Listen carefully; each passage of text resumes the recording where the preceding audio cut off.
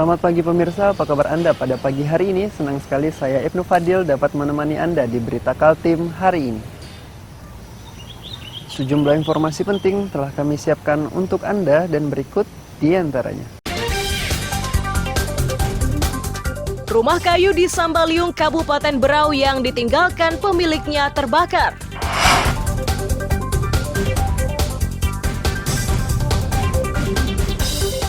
Berbagai peristiwa menarik sepekan terakhir kami rangkai dalam Sekilas Berita Kaltim.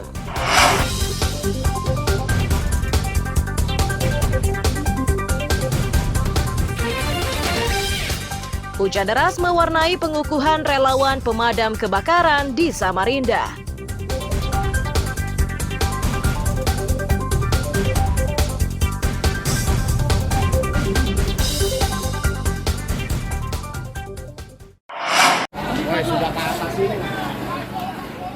Pemadam kebakaran dibantu tentara, polisi, dan warga Kamis siang bergerak cepat untuk memadamkan kobaran yang membakar satu rumah warga di Jalan Mangkubumi, Sambaliung, Kabupaten Berau.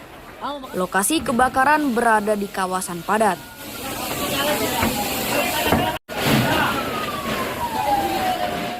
Awalnya warga melihat kepulan asap hitam membumbung. Saat mengetahui asap tersebut berasal dari rumah warga yang terbakar, mereka pun bahu-membahu memadamkan kobaran.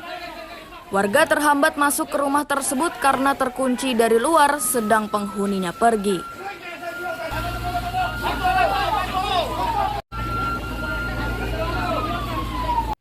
Nah, kalau saya awalnya saya nggak tahu kejadian awalnya ya, cuma saya tahu sudah saya dari rumah itu melihat dari samping, karena ada asap mengepul hitam. Nah, ada juga tukang dari mana kata itu saya tanyai, apa itu? Kebakaran Pak. Langsung saya lari ke sini. Dari situ banyak orang sudah. Nah, begitu banyak, mau didobrak tuh pintu depan itu mau didobrak nggak bisa. Mau masuk juga nggak bisa. Asap sudah gelap di dalam, panas. Meski yang terbakar hanya satu rumah, namun BPBD mengerahkan 7 mobil. Itu dilakukan untuk mengantisipasi agar kobaran tidak meluas, terlebih lokasi kebakaran berada di kawasan padat.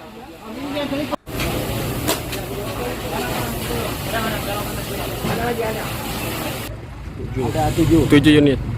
Nah, Pak, dari ini ada berapa rumah yang terbakar, Pak? Untuk ini satu unit rumah ya. Kita berhasil menyelamatkan untuk kiri kanan. Memang agak dekat, tapi dekat kerjasama tim dengan masyarakat Sambaliung. Kita bisa menyelamatkan kiri kanan untuk memblokir sehingga kebakaran tidak meluas. Kurang dari 1 jam, kobaran bisa dipadamkan. Tidak ada korban jiwa dalam musibah ini, namun bangunan yang belum ditempati itu ludes dilalap api. Diduga musibah ini disebabkan kompor yang tetap menyala saat penghuninya pergi. Amir Hamzah dan Miko Gusti melaporkan dari Kabupaten Berau.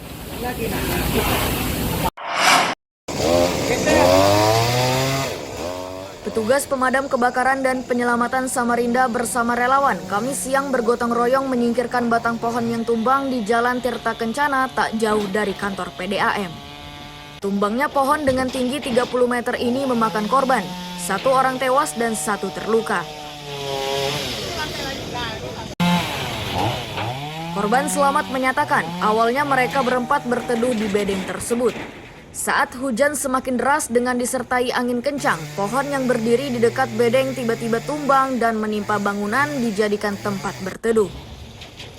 Mereka semuanya tertimpa, namun 2 rekannya yang berdiri dekat pintu salah satunya meninggal dan 1 terluka.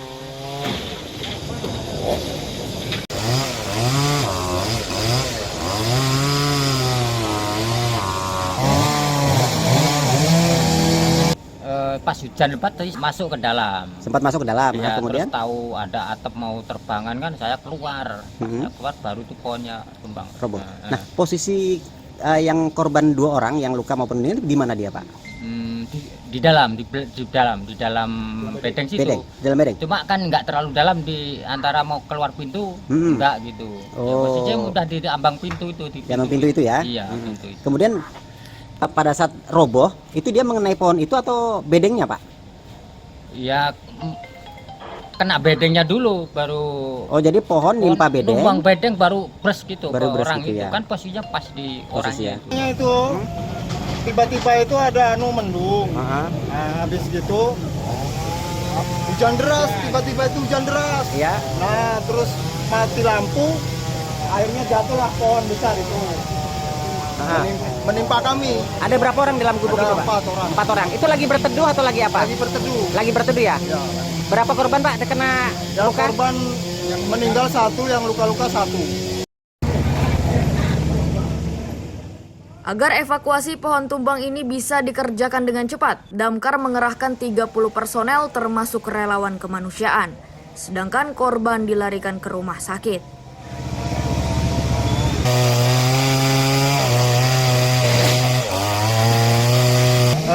Di Jalan Tirta Kencana kami dapat kabar ada pohon tumbang yang sangat besar sekali menimpa satu tempat bernaung daripada tukang. Jadi ada 1 korban yang meninggal dunia dan 1 cedera. Saat sekarang ini korban dibawa ke rumah sakit Wapsarani. Sekarang ya. Kemudian, Pak, ada berapa personel yang diturunkan dan peralatan yang digunakan?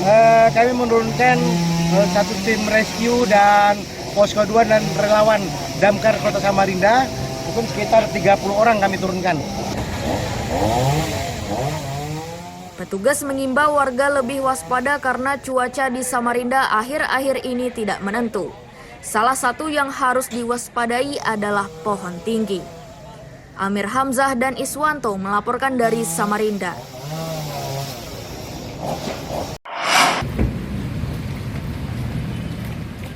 Wanita berambut sebahu ini tertunduk lesu saat digiring polisi di Polresta Balikpapan Kamis siang. Wanita bernama Aryani ini ditangkap karena ulah tangan panjangnya. Ia mencuri ponsel di dalam kamar indekos Jalan Jenderal Sudirman Balikpapan Kota dan kini ponsel tersebut disita polisi untuk dijadikan barang bukti.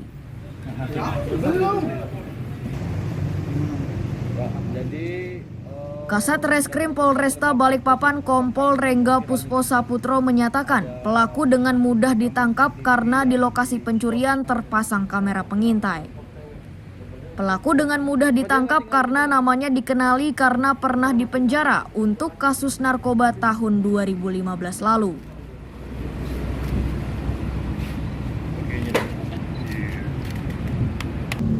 Dari catatan Polresta Balikpapan berhasil mengungkap pelaku dengan inisial A, umurnya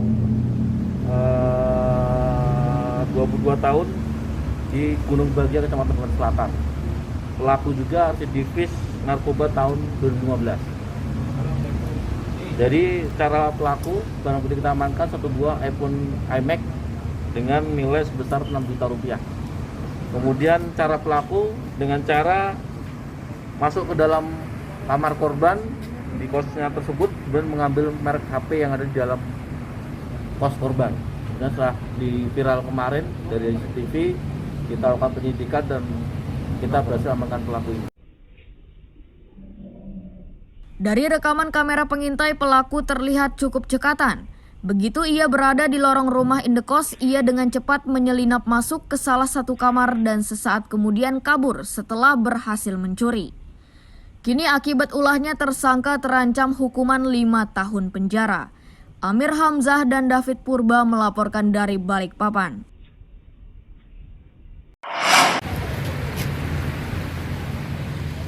Diberi kesempatan bekerja di sebuah proyek malah dimanfaatkan untuk mencuri.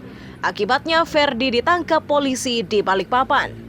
Bersama tersangka disita 9 radio panggil atau HT yang dicurinya dari JO proyek RDMP atau Joint Operation Project Refinery Development Master Plan. Ferdi dengan mudah mencuri radio tersebut karena bertugas sebagai helper atau tenaga lepas yang membantu tenaga ahli. Ferdi beraksi saat situasi di tempat kerjanya sepi dan rencananya radio curian itu akan dijual dan uangnya akan digunakan untuk bersenang-senang.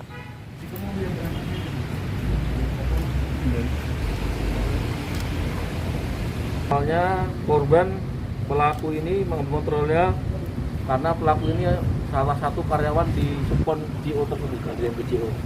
Kemudian pelaku memanfaatkan ada HT yang di kantor tergeletak sehingga diambillah HT itu sebanyak 9 unit. Sehingga pada saat dilakukan pengecekan oleh tim dari ADMP, barangnya hilang dan dilaporkan ke Polresta Balikpapan. Total barang bukti yang kita amankan 9 unit merek Motorola dengan nilai sebesar Rp40.000. Inisial pelaku atas nama F, perapatan dalam Kelurahan Kecamatan Balikpapan Kota. RDMP Pertamina sebagai apa, Mas? Gagal menikmati hasil curian dan kehilangan pekerjaan. Kini, Ferdi harus menjalani hidup sebagai tahanan. Ia dijerat pasal 363 KUHP tentang pencurian. Amir Hamzah dan David Purba melaporkan dari Balikpapan.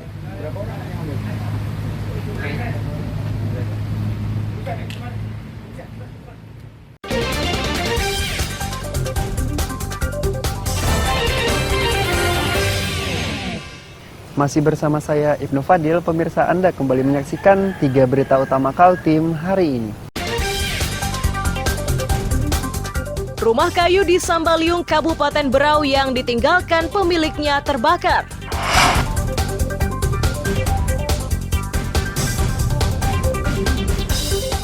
Berbagai peristiwa menarik sepekan terakhir kami rangkai dalam Sekilas Berita Kaltim.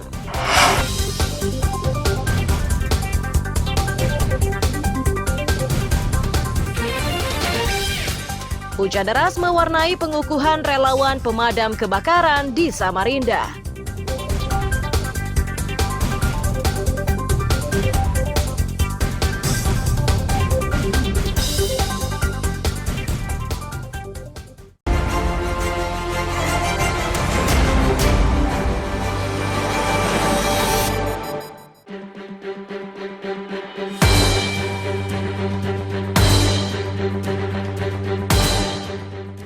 Jumat 7 Oktober 2022, ledakan keras terjadi di APMS atau Agen Penyuplai Minyak dan Solar di Kampung Ngenyan Asa, Kabupaten Kutai Barat.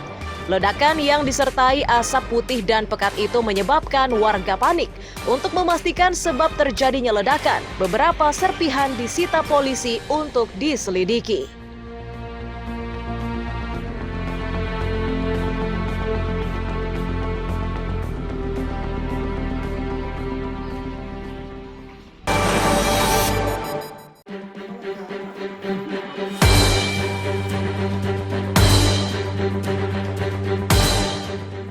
Jumat 7 Oktober 2022, 3 rumah di perumahan Korem Blok Sungkai Lempake, Samarinda Utara mengkhawatirkan. Pergeseran tanah pada bangunan tersebut menyebabkan dapur rumah terpisah dengan bangunan utama. Penghuni rumah memilih mengungsi ke tempat yang lebih aman karena khawatir pergeseran tanah akan semakin meluas.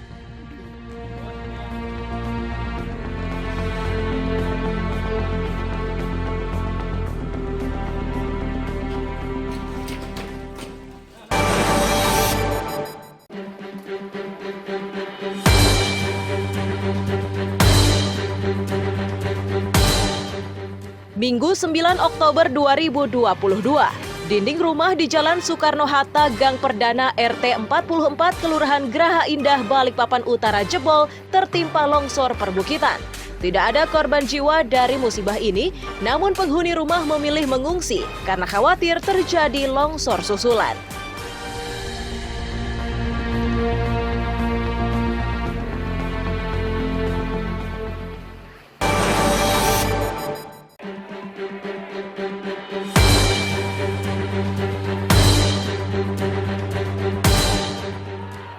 Senin 10 Oktober 2022, ratusan pengemudi ojek daring dari berbagai aplikasi di Balikpapan berunjuk rasa di gedung DPRD mengadukan nasibnya terkait potongan 20% dan sejumlah potongan lainnya yang dianggap sebagai pungutan liar.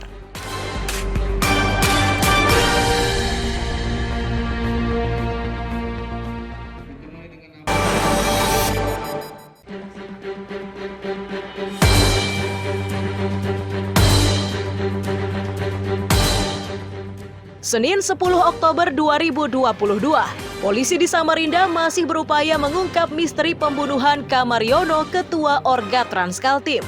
Polisi menangkap Paharudin yang terlibat pertengkaran dengan korban. Sejauh ini motif yang didapat polisi masih seputar pembagian hasil antara pemilik kendaraan dan pengemudi.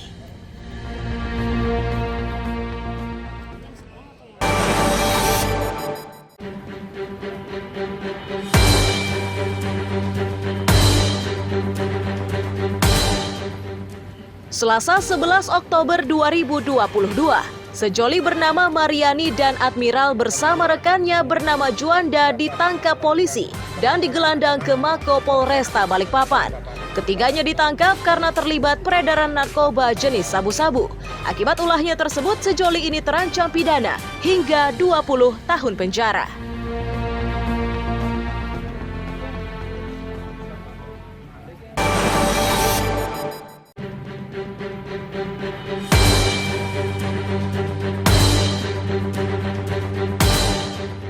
Selasa 11 Oktober 2022, dua residivis ini diringkus polisi di Balikpapan bersama barang bukti. Keduanya ditangkap usai membobol rumah di perumahan Perusda Balikpapan Selatan. Pelaku leluasa menguras rumah korban karena saat bersamaan pemiliknya tidak berada di rumah. Kini keduanya harus kembali hidup dalam penjara selama 5 tahun.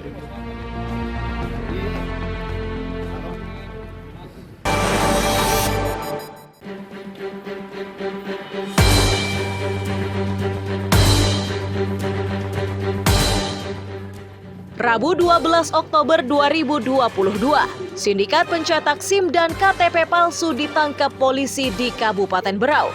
Bersama tersangka disita barang bukti SIM dan KTP palsu, serta peralatan yang digunakan untuk mencetak SIM dan KTP palsu. Akibat ulahnya tersebut, ketiga tersangka terancam pidana 6 tahun penjara.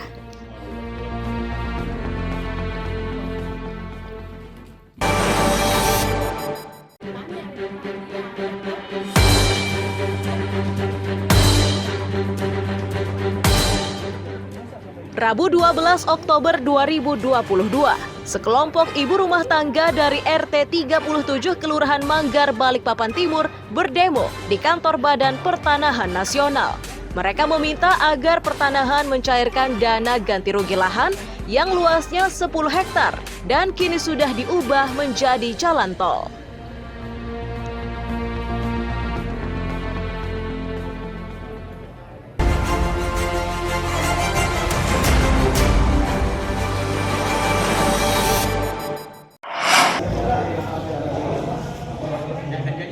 Barang bukti 2 kg daun ganja kering, biji ganja, serta puluhan gram sabu-sabu ini hasil sitaan Badan Narkotika Nasional Provinsi Kaltim.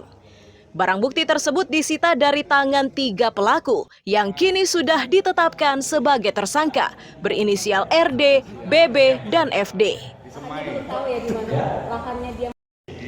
Ya baik. Kepala BNNP Kaltim Brigjen Pol Edi Mustafa menyatakan pengungkapan peredaran narkotika ini hasil kerjasama dengan Bea Cukai termasuk jasa pengiriman barang. Khusus ganja dan biji-bijinya disita dari seorang pria asal Tenggarong berinisial FD.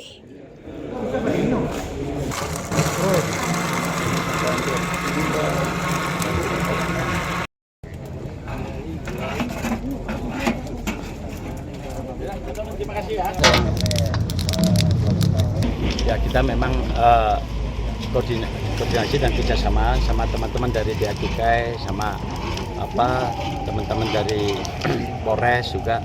Ini kita memang harus memutuskan jaringannya, dan kita juga banyak juga laporan dari hasil masyarakat kepada kami, sehingga kami lidik, kami selusuri, alhamdulillah menghasilkan. Untuk yang ditangkap ini proses penyelidikannya seperti apa, Pak Komandan? Ya, nanti itu kan masih ada tanggungan yang pengirim dari Medan. Itu masih dari teman-teman Medan juga masih kita lidik gitu. Barang bukti mulai sabu-sabu, daun ganja, dan biji-bijian ini dimusnahkan Kamis siang. Sabu-sabu dimusnahkan dengan cara dilarutkan ke dalam air, sedangkan daun ganja dibakar. Amir Hamzah dan Iswanto melaporkan dari Samarinda.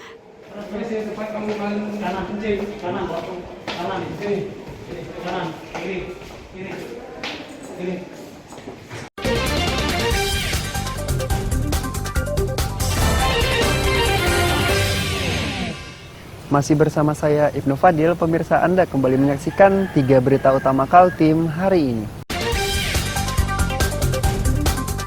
Rumah kayu di Sambaliung, Kabupaten Berau yang ditinggalkan pemiliknya terbakar.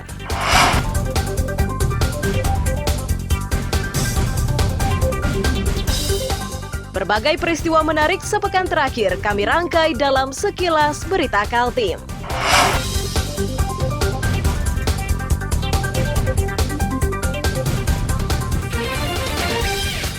Hujan deras mewarnai pengukuhan relawan pemadam kebakaran di Samarinda.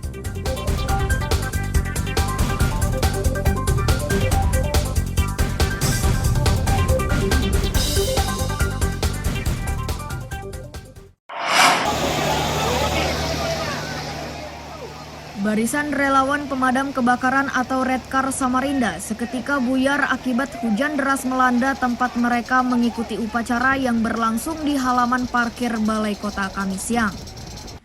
Peserta apel bubar karena hujan tersebut disertai angin kencang. Sebelum membubarkan diri, upacara pengukuhan relawan damkar yang dipimpin Dirjen Bina Administrasi Kewilayahan Kementerian Dalam Negeri ini tetap berlangsung meski hujan sudah mengguyur.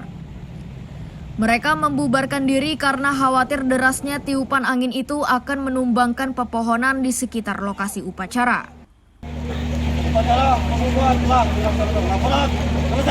Alhamdulillah hari ini kita para relawan dikukuhkan sebagai Relawan kebakaran. relawan kebakaran Kota Samarinda. Oke. Bang, tadi kenapa sempat lari-lari teman-teman semuanya?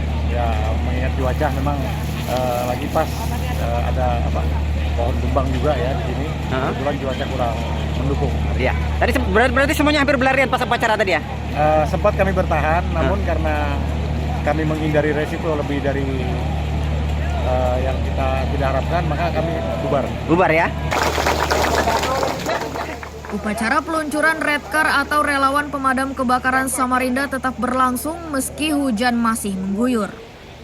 Para relawan ini berdiri mendekati panggung kehormatan yang jauh dari pepohonan.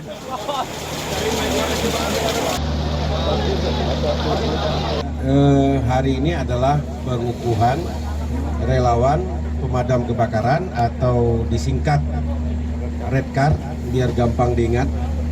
Redkar kayak mobil merah kan Redkar juga kan, mobil damkar kan. Nah, jadi singkatannya dengan ciri-cirinya sudah mirip ya. Jadi hari ini adalah launching di Kota Samarinda. Ya, selama ini yang membuat kita bangga sebagai warga Samarinda karena partisipasi publik masyarakat sangat besar di dalam keikutsertaan dalam penanggulangan pencegahan dan penyelamatan kebakaran. Yang kedua, dengan partisipasi yang sangat besar dari masyarakat ini membuat kita bisa bersinergi melakukan upaya pencegahan dan penyelamatan di setiap kejadian. Relawan yang jumlahnya 300 orang ini diterjunkan untuk menyingkirkan batang pohon tumbang yang lokasinya tidak jauh dari kantor wali kota. Kegiatan tersebut dikerjakan para relawan sesaat setelah upacara pengukuhan. Amir Hamzah dan Iswanto melaporkan dari Samarinda.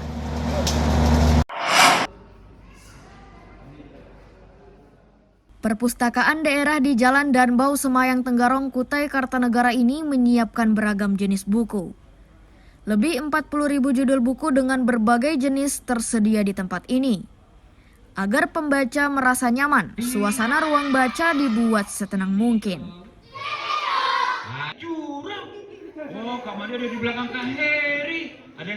Sesekali perpustakaan menggelar kegiatan dengan menghadirkan anak-anak agar mereka gemar membaca. Pengelola juga sudah menyiapkan mobil khusus untuk kunjungan dari sekolah ke sekolah. Dengan berbagai upaya tersebut, kunjungan per hari tak lebih 150 orang.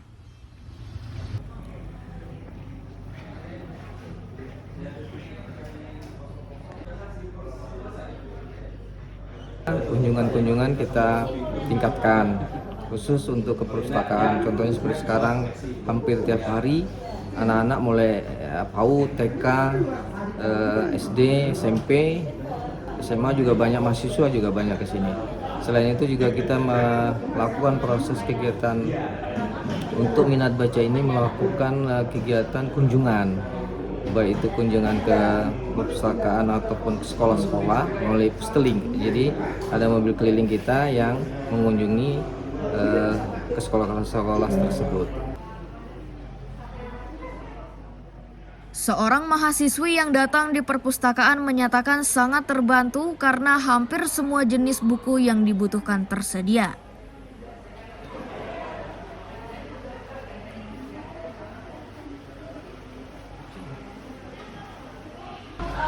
Baik, terus untuk mencari bukunya lumayan mudah juga.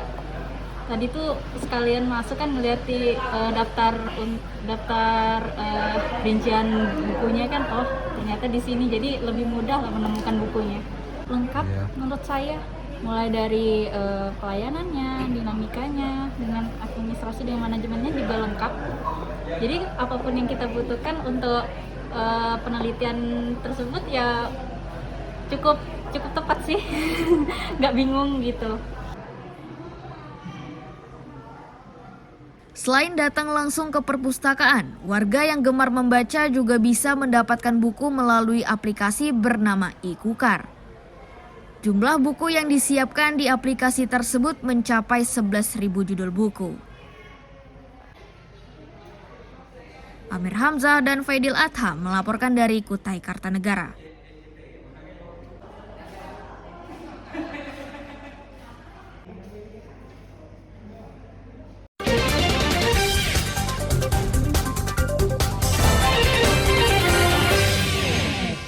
Pemirsa, berita tadi menjadi akhir kebersamaan kita pada pagi hari ini.